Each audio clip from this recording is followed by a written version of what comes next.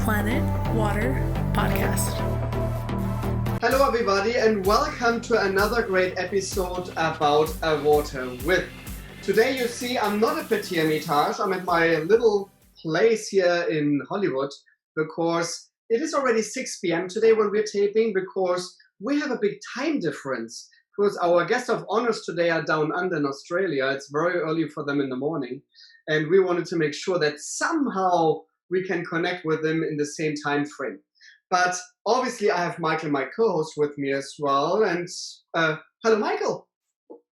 Hello. It's 6 p.m. for you. It's 8 p.m. for me here in Texas. Here we go. And to talk to Australia. Yeah, we should ask Australia how late is it over there. Do you know, Michael? No, but it's probably 12 hours from me. Okay. So it's early in the morning for them. How was your week, Michael? It was good. And I find it fascinating that a couple of days ago we talked with a source here in the US. Now we're talking with Australia. And we have plans to talk with many, many more brands from all around the world. It's very exciting to do this here from my home with my backdrop here and talking to all these people. I'm very much looking forward to talk to the people in Australia. You're absolutely right, Michael. And I think this is a great thing. It's our 3rd episode now. And it's quite fascinating that the podcast already has been showcased in several other media outlets, what I saw. So this is very, very nice that people are really engaging and are interesting to our new podcast. And by further ado, so let's bring Down Under with us as well, because we want to say hello. Hi, Martin. Hi, Michael. This is Dayle. And this is Olaf. Hi, guys. Hello, you both. We are talking to you from the lovely Mornington Peninsula, which is an hour drive south of Melbourne. Melbourne is the capital of the state of Victoria and has about 5 million people. And the Mornington Peninsula is a very popular destination for holiday goers. There are many wineries here, about 100 of them, in fact. And there are some beautiful surf beaches here as well, and so many restaurants and so many breweries. It's a very popular weekend destination and a holiday destination for Victorians. And I think we can start by just showing you the backdrop of the spring. So you can, if I turn the camera a little bit around, you can see that we are on the edge of a huge bay, which is called the Port Phillip Bay. And you can see the beautiful state park and the beautiful natural areas surrounding the spring. And it turns out that this spring that we have on our property is actually further down on our property, 300 meters down. It's a steep hill downhill to get to the spring, and that's where we'll take you after. That's great. So I have a question, Olaf, because first of all, you don't sound Australian. So something is off over there, obviously. So where are you from? No, I'm actually Norwegian. I moved here with my first wife in 1996. And I have been here ever since. And I spent 20 years in the corporate world with suit and tie before we discovered, so to speak, Aqui-Live. And this is already what you just said. The water is called Aqui-Live. And I have 2 bottles actually here. I have the older version and the new version right in front of me. And I have to say, Olaf, this water is one of the most interesting waters I ever seen in my life. So that's quite something, I have to say. And I'm very engaged that you're doing this podcast with us today. And quick question. Why even water? Why did you have the thought from Norway going to Australia and then thinking about water? What's the story there? Well, I can start and then I'm going to let Dayle talk.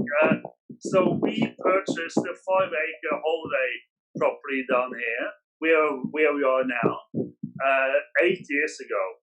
And we knew there was an aquifer here, but we didn't know much about it. And I'll let Dayle talk to the details. Okay, so Martin, when we bought the property, the previous owner told us that there was a natural spring on the property, but he just called it fresh water. So he said, pump it up into the dam and you can use it for irrigation. So for the first 2 years, that's what we did. We just used it to irrigate the flowers and the lawns and the veggie garden. And then a friend of Olaf's, who is very into health and wellness, he dipped his hand in the water and tried it. And he said, oh, I think you guys should get this tested because it's not just plain water, it's mineral water, which at that time really didn't mean that much to us. But of course, that was a while ago now, and I feel like we've done our thesis on water. But yeah, so we sent samples off to get tested, and we used a company that are the largest water testing facility in Australia and New Zealand. And the scientist that we've been working with since, he has described the water to us, and it's a very unscientific term, but he calls it magic. That's probably the term. So I'm curious, we will just talk about this later, but your water is very special due to a very high mineral content. And yeah. I would like to know, what was your first perception when you tasted the water? Did you think this is nice, or did you think there's something wrong with my water? No, it's delicious. It's a very unique experience to try Aqui-Live because of the not just the amount of minerals, but the actual minerals themselves. They've created a water that is creamy in flavour and very silky on the palate. And at that time, we didn't know anything about the minerals. We just knew the water was really tasty. It was really delicious. And we have quite a lot of house parties, and everybody who comes who tries the water, for the most part, not 100%, but for the most part, really enjoy the water. Some people find the creamy texture a little bit off-putting because they're not used to it. But even those people, after a little while, when they come visit, they go, first thing they want when they come through the door is, oh, can we have a glass of water, please? This is great. Yeah. I love this. Yeah. And yeah. I don't even know really the story anymore, but I was at Patina restaurant and suddenly Aqui-Live showed up pretty much. And I know you guys sent me over for many years ago already the pouches what you have, the for the sports. What is pretty cool, I think.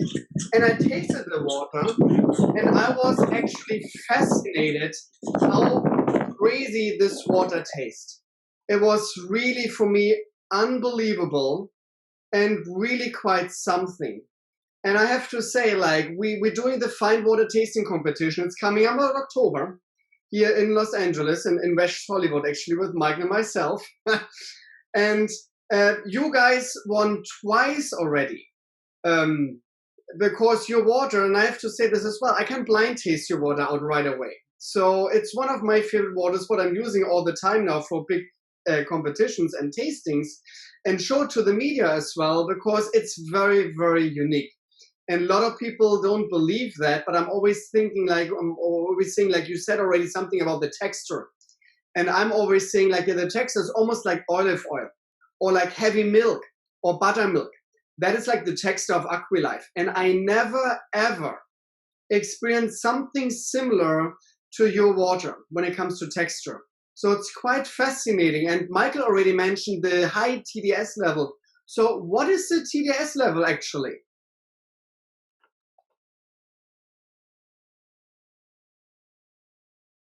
One sec. Oh, we had some issues. Here we go. Olaf, can you say it again? Because you were just on the... Our TDS is 1,300. And the reason why the taste is so unique is the mineral composition of the individual minerals that comprise the TDS. So Aqui-Live actually has 23 essential minerals naturally dissolved in it.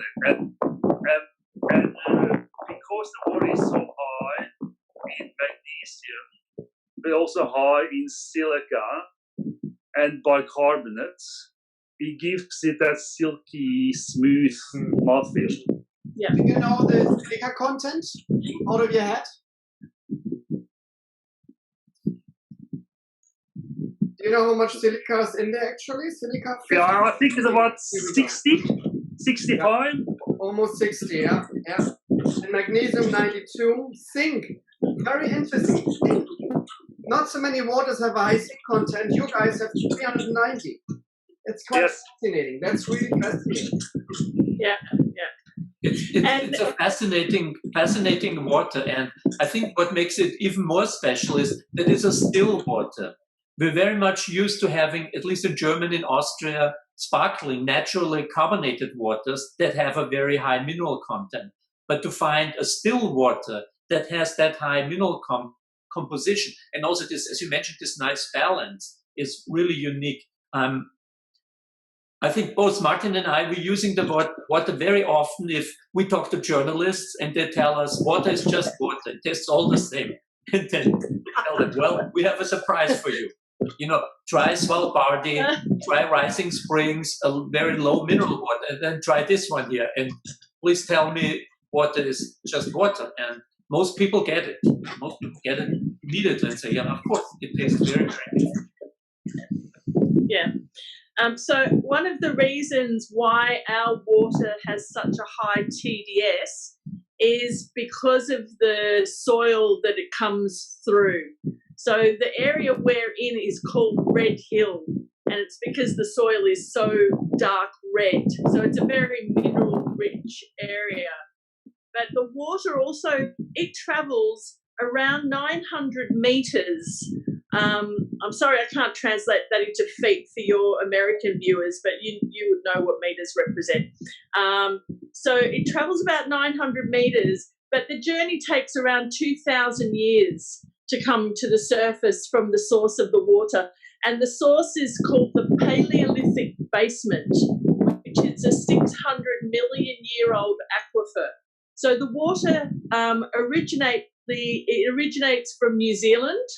So it falls as rain in New Zealand and then comes down through the soil there and then cracks in the tectonic plates where the water seeps in to fill the aquifer that is the source for us. Crazy. So it's had a very, very long journey.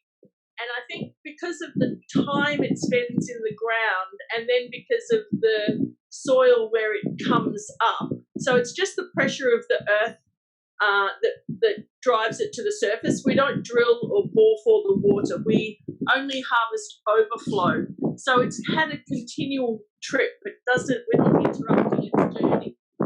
But it's the minerals it picks up along the way. And I find it incredible to think, a molecule of water is one of the smallest molecules in the world. A droplet of water, can contain millions of molecules. But those molecules are holding, minerals that are the foundation of good health and well-being. And like all the beautiful water you have behind you, some of them are very tasty, but not necessarily high mineral content. And some of them, like us, we have a very high mineral content, but it's very tasty. And as you said, it's still. And it's interesting because we do a carbonated version because it starts life as this beautiful, smooth, silky, creamy water. When we carbonate it, it's still got those characteristics. It doesn't have the typical acid finish of normal sparkling water. Mm-hmm. Absolutely.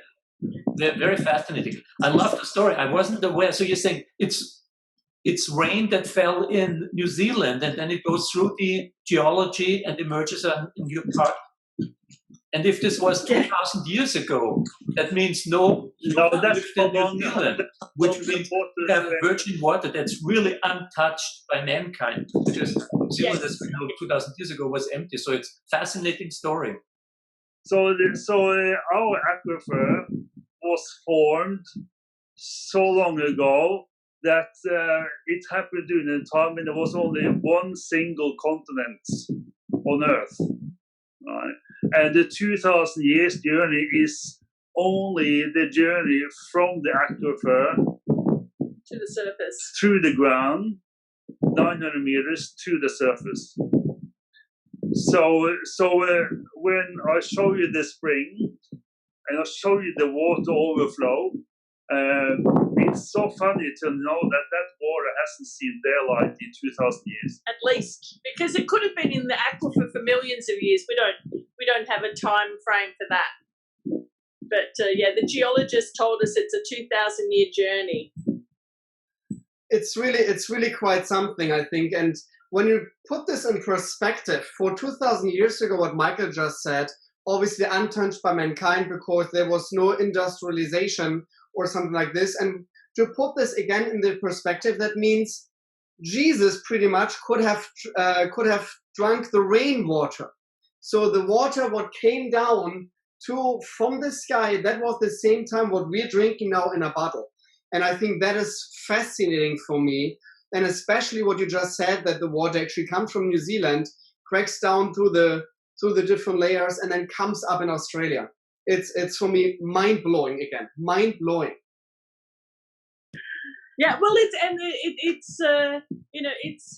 it just shows, as you said, that there was no industrial pollutants or things like that. So the rain that fell in those days was very pure.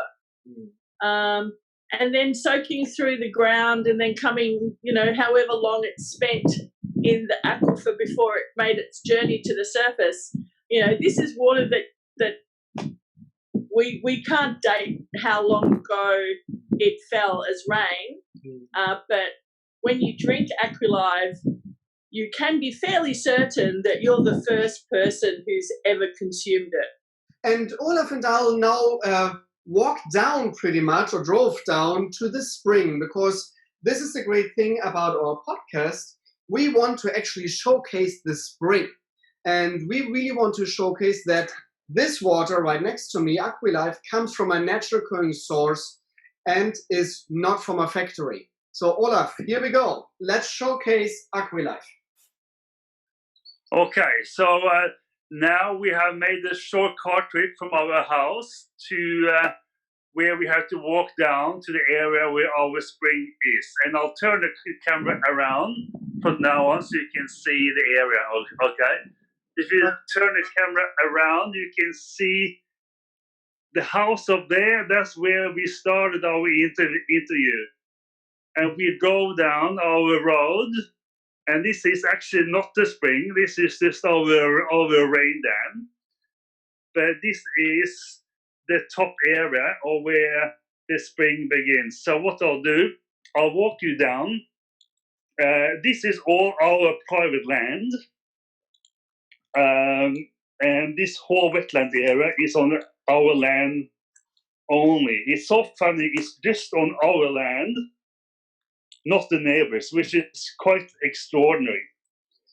And as we walk down here, you see traces of water everywhere. For example, in Australia, we have something called yabbies. You can see them here. They are freshwater crayfish.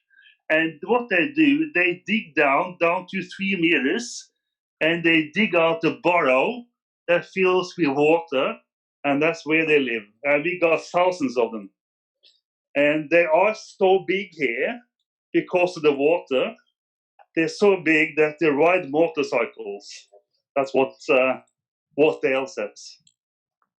And as you come down here, you can see this is actually the beginning of a spring. It doesn't look very pretty.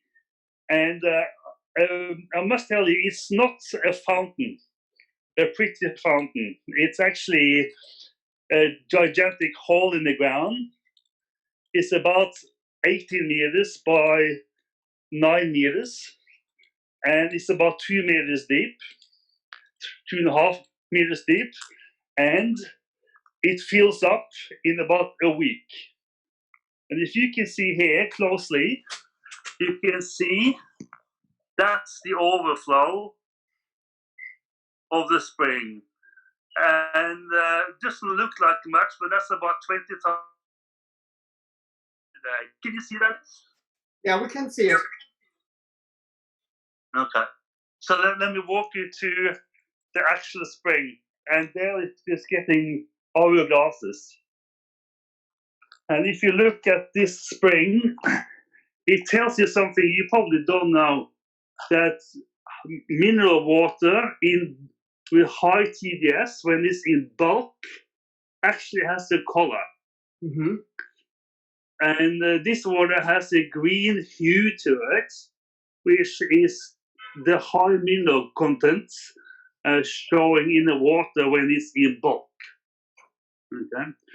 And the reason why we have to put a cover on it is the sunlight can damage it.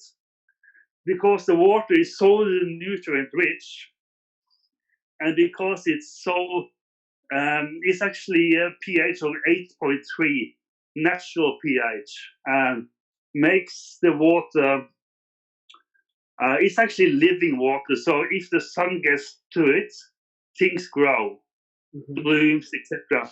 So we have to keep a cover on it to stop the sun hitting it. Right.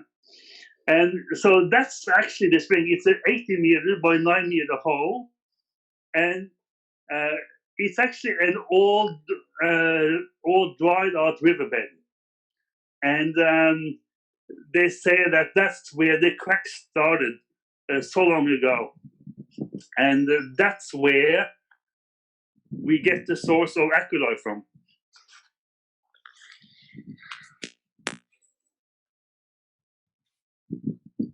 Fascinating. You know, next time I drink something, I know now where the source is. So where do you bottle the water? So I'll just show you. So for the first 3 years, we bottle it out of the garage on the property, which is a 12 meter by 7 meter garage. Sorry. But now everything is outsourced.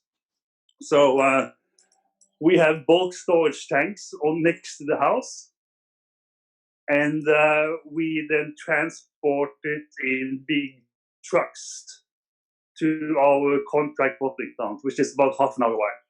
So if I turn around, I can show you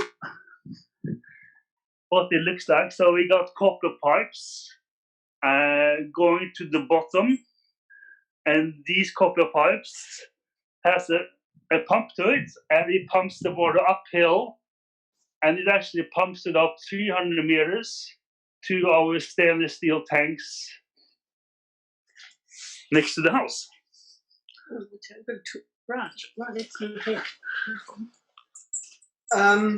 So we saw the spring, and for all the listeners who are listening to the podcast, obviously on Apple or SoundCloud or Spotify or Google Play, I highly recommend, obviously, guys, look at YouTube as well to the video what we were broadcasting, because it's quite fascinating to see actually the spring. And I know I'm actually getting a little thirsty here right now. I actually want to drink, obviously, Aqui-Live as well. And we see already you guys have glasses over there in Australia as well. And I think we're the only ones today who are from America and going to Australia and sharing together. But I think this is quite something and interesting. And because I really want to see what you guys gonna do, because I have my glass already filled with Aqui-Live, but I want to show and I want to see how you gonna like pull literally like the water out of the spring or out of the aquifer right there, and you can drink it right there, because a lot of Americans, a lot of I think listeners around the world will not believe that this is actually possible. A lot of people think, oh my God, no, you should not drink water what comes from nature. It needs to be purified first. It needs to be chlorinated. It needs to be UV light on it. So there's a lot of crazy claims, especially in America, where a lot of people thinking water from nature is not good to drink. And I think your water is different. Okay, so Olaf is trying not to fall in. Ready to go. It's going now. All right, so here we're going to scoop up Aqui-Live directly from the source. Yep. This is the first time the water sees daylight in 2,000 years. And can you see how clear that is? Straight from the ground. It's the purest thing on earth. Nitrate only 0.008 milligrams per liter. Yeah. So let's give it a good cheers to fine waters. It's absolutely delicious. The creaminess and the sweetness. You can feel the smooth mouthfeel. It's absolutely incredible. Cheers. And what I was going to say, I don't know if it's possible to see it because of the light on the water, but can you see how clear? You can see the clay. It's that's what's at the bottom of this is a clay base. Yeah. So there we go. Olaf is well hydrated. Amazing. I'm thirsty now, I have to say. I want to drink, obviously, Aqui-Live, and we want to do this together. So, down under, are you with me to drink water? Absolutely. Here we go. So, we just saw the video, how you, captured the water, Olaf. Very interesting. And now let's talk a little bit about the taste of this fascinating water right here, Aqui-Live. So, cheers. Cheers. Cool.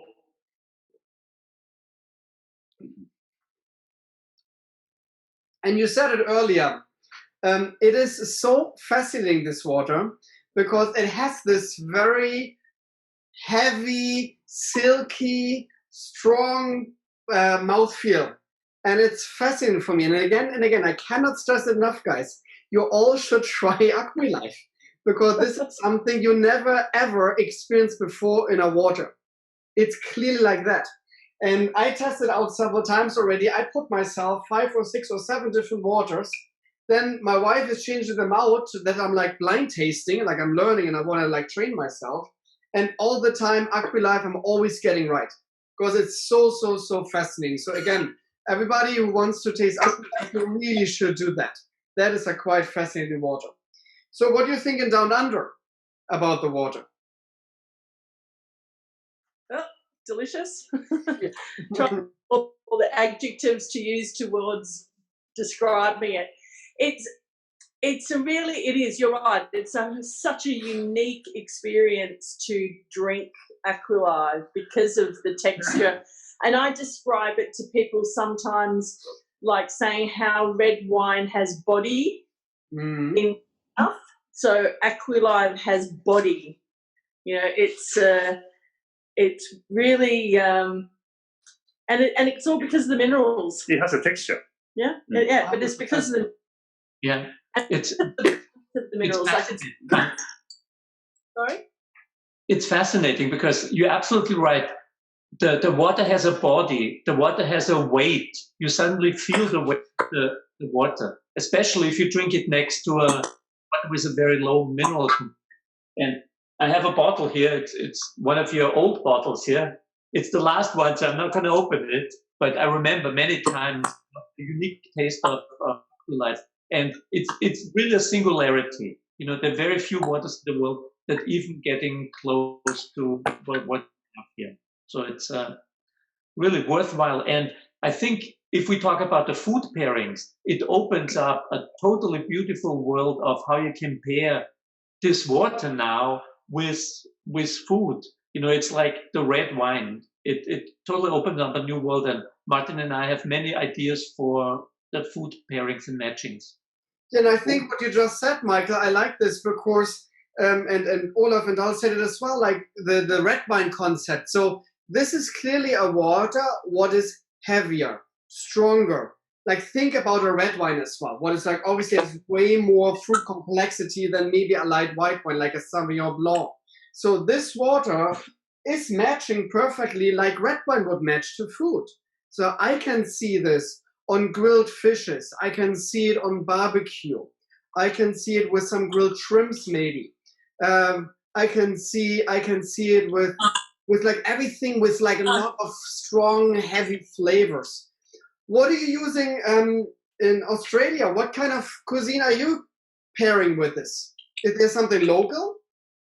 Yeah, well, we of course pair it with everything because we drink 2-3 liters each every day. But in Australia, we find it our sparkling that is very popular amongst most diners. For some reason, it's Martin's a purist, so he wants to stick with the still water. I've got to say things that is very curious with our water is when you make coffee or tea with it. It's very interesting because with coffee, you know how coffee has sometimes an inherent bitterness to it. It really smooths that bitterness. And I have such fabulous tea. I have friends before COVID who used to drop around for a cup of tea and a chat. And really, they were just coming for the cup of tea. That's all. But actually, I like what you just said. Yes, I'm a purist. And yes, I'm drinking more still water than sparkling waters. But why I want always your water as a still water is because by the sparkling waters, we know a lot of high TDS waters, like the Vichy Catalan, the Gerolsteiner, the Royce of the world. They're all very, very rich in minerality. So people understand the concept of high minerality and sparkling. What they barely don't have is still waters and a high TDS. And that is for me the fascinating thing, because a lot of people who tasting waters with me, and the media people as well, will say, yeah, but Martin, there's carbonation. Sure, you see the difference right there. But when you don't have carbonation, and it's still quite fascinating and different, the water, then it's really like to prove our point that water is not just water. That's the reason I love your still water, because there are not so many still waters on this world who has such a high TDS level and such a uniqueness in taste. But actually, I love your sparkling version, because your sparkling version is not highly carbonated. It's almost like effervescent. It's a very slightly, like very tiny bubbles. And I would love to know, how is that possible? What are you doing to your sparkling water to make that happen? So it's a very technical process, and we're not that technical, but we have been told that our bottler puts Aqui-Live through a membrane that actually infuses the CO2 at a molecular structure. So it actually sits at such a fine, small level that they are able to reduce the CO2, the bubble size, to become very small and not the big, overwhelming bubbles you often find. Yeah, but you cannot actually choose the size of the bubble that you want. And I don't like big bubbles. I find them very congestive and make your chest feel tight, which I find very unpleasant. And so I went to choose a bubble that was a fizz more than a bubble. So we infuse the water with 5 milligrams per liter CO2, which isn't much. Yeah, it's fascinating. I think, and your sparkling water has won, many awards, and just recently another award for in the sparkling version.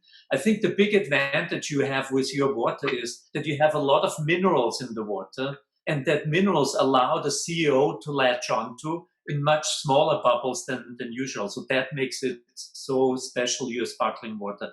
I think you see also the big difference. Your water doesn't get very acidic by adding the CO2, and many other waters, especially spring waters, if you start adding CO2, they become very acidic and actually taste different. But Yeah.